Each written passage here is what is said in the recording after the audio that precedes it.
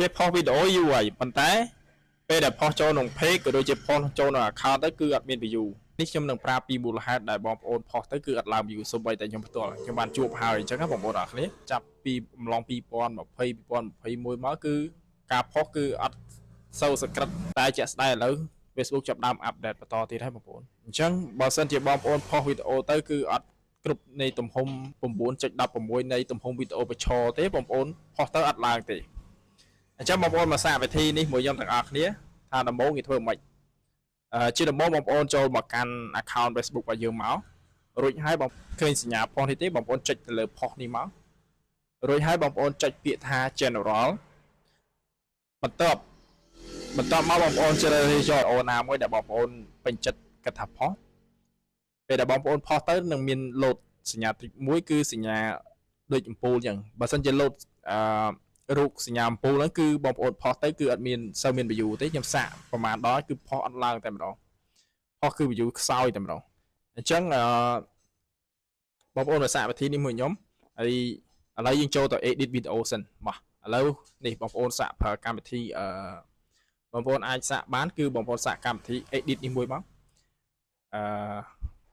តើបងប្អូនធ្វើការជ្រើសរើសវីដេអូហើយអានេះខ្ញុំជ្រើសរើសវីដេអូហើយហើយបន្ទាប់មកបងប្អូនសាកជ្រើសរើសវីដេអូហើយបងប្អូនដោះយើងទៅដូរទំហំទាំងអស់គ្នាយើងចូល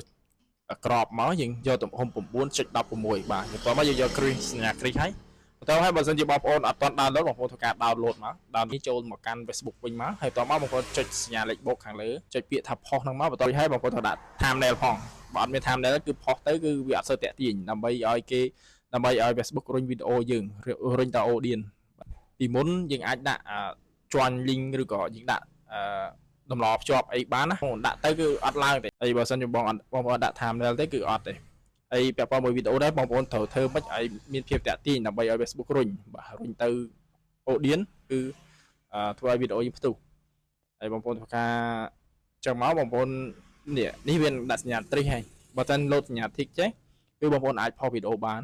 ហើយពាក់ព័ន្ធមួយចំណងជើងវីដេអូបងប្អូនមិនបាច់ដាក់វែងពេកទេគឺបងប្អូនដាក់មកផងដើម្បីតាក់ទាញវីដេអូបាទខ្ញុំដាក់ link ដាក់អីដូចពីមុនដាក់ link ជាន់ទៅបណ្ណភ្ជាប់ទៅផ្សេងទៀតបាទឥឡូវអត់ទេ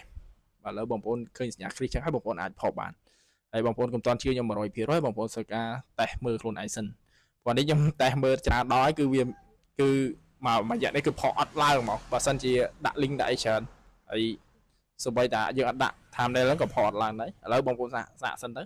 បងប្អូនសាកហើយបាទសាកហើយទៅអញ្ចឹងវីដេអូនេះមានតែប៉ុណ្្នឹងទេបងប្អូនជួយគាំទ្រម្នាក់មួយផងបងប្អូនជួយ like